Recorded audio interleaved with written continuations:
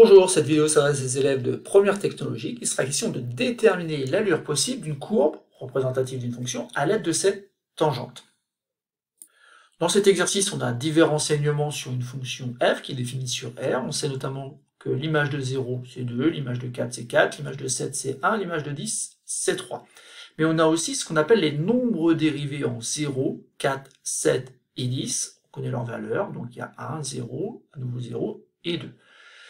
CF est la courbe représentative de la fonction f dans un repère. Il va falloir dans un premier temps placer donc des points A, B, C et D d'abscisse respectives 0, 4, 7 et 10 appartenant donc à la courbe représentative de f. Ensuite, il faudra donc construire les tangentes aux points grand A, B, C et D. Et enfin, on pourra dessiner à main levée donc l'allure possible de la courbe qui représente donc la fonction f. Donc je vous conseille fortement, avant de lire la suite de la vidéo, de répondre donc à ces consignes afin de vérifier que vous avez compris. C'est un exercice qui est très important dans le sens où il permet de bien différencier f de 0 par exemple avec f' de 0.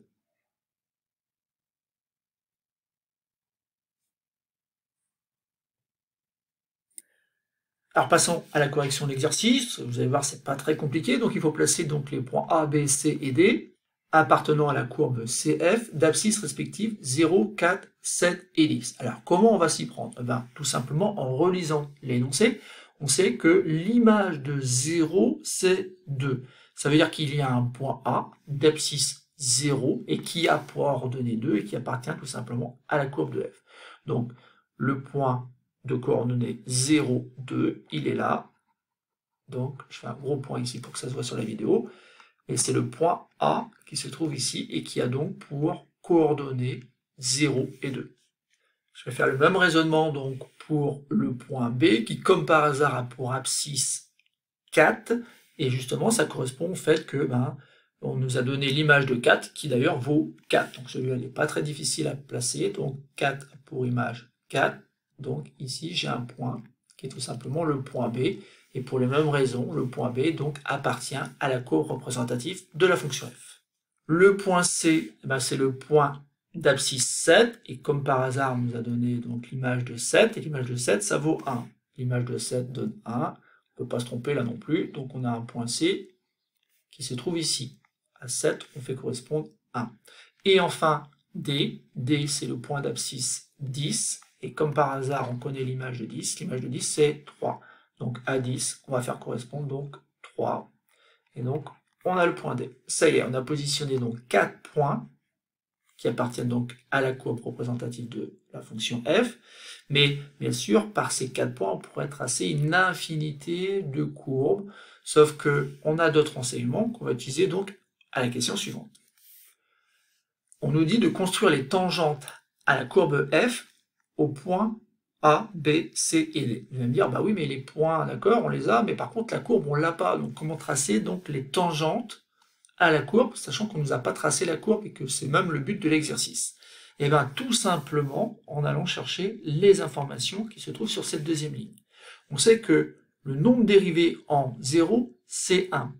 Si le nombre dérivé en 0 est égal à 1, ça veut dire qu'on a une tangente de coefficient directeur 1.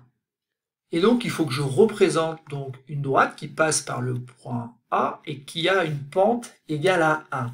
Une pente égale à 1, ça veut dire que je monte de 1 en 1. Ça veut dire que si je me déplace de 1 unité sur l'axe des abscisses, pendant ce temps-là, j'ai gagné donc 1 unité sur l'axe des ordonnées. Et donc, vous voyez, je passe par ce point-là. Et ainsi de suite. Donc, je passerai par ce point-là, etc. Donc, la droite en question, bien sûr, c'est une droite qui a cette allure-là. Et donc ça, c'est la tangente au point A, tangente donc à la courbe CF. Ensuite, au point B, donc on a une tangente, mais une tangente qui a un coefficient directeur, une pente égale à 0. Si la pente est égale à 0, ça veut dire tout simplement que la tangente est parallèle à l'axe des abscisses. Autrement dit, ici, c'est tout simple, la tangente, elle est horizontale. Donc, tangente horizontale, que je représente donc comme ceci. Même chose d'ailleurs au point d'abscisse 7, on a une tangente qui a pour pente 0. Donc là aussi, on a une tangente qui est horizontale. Voilà. L'air de rien, on est en train d'avancer, parce qu'en fait, il ne nous reste plus qu'une tangente ici, c'est la tangente au point d'abscisse 10. Et donc, au point d'abscisse 10, j'ai une tangente qui a pour coefficient directeur 2.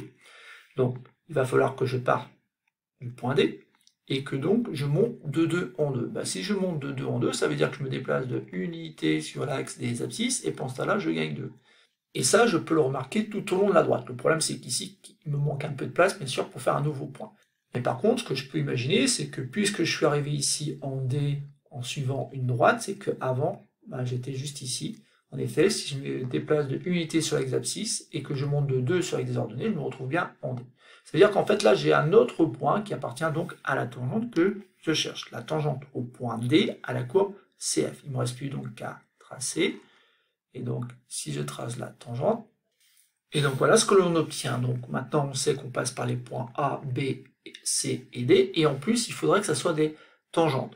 Donc là, il va falloir s'appliquer, et donc ici, il va falloir que je trace une courbe que je peux commencer ici, et qui admette donc cette loi-là pour tangente. Vous voyez ici, je suis en train d'essayer de faire au mieux pour que ça corresponde à une tangente. Donc voilà, je suis, tac, et je vais aller chercher donc le point B. Et c'est pareil, le point B, je ne peux pas faire tout et n'importe quoi.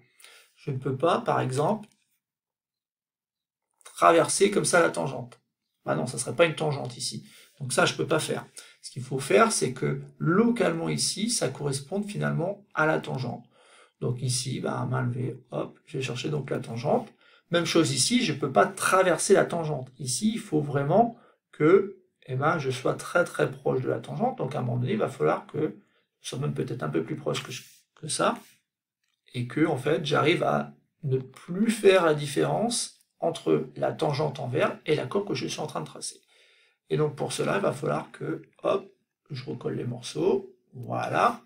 Et enfin, il faut terminer en passant par le point D. Là encore, pas n'importe comment. Il faut faire en sorte que, ici, quelque part, on puisse confondre localement donc la tangente avec la courbe qui représente la fonction f.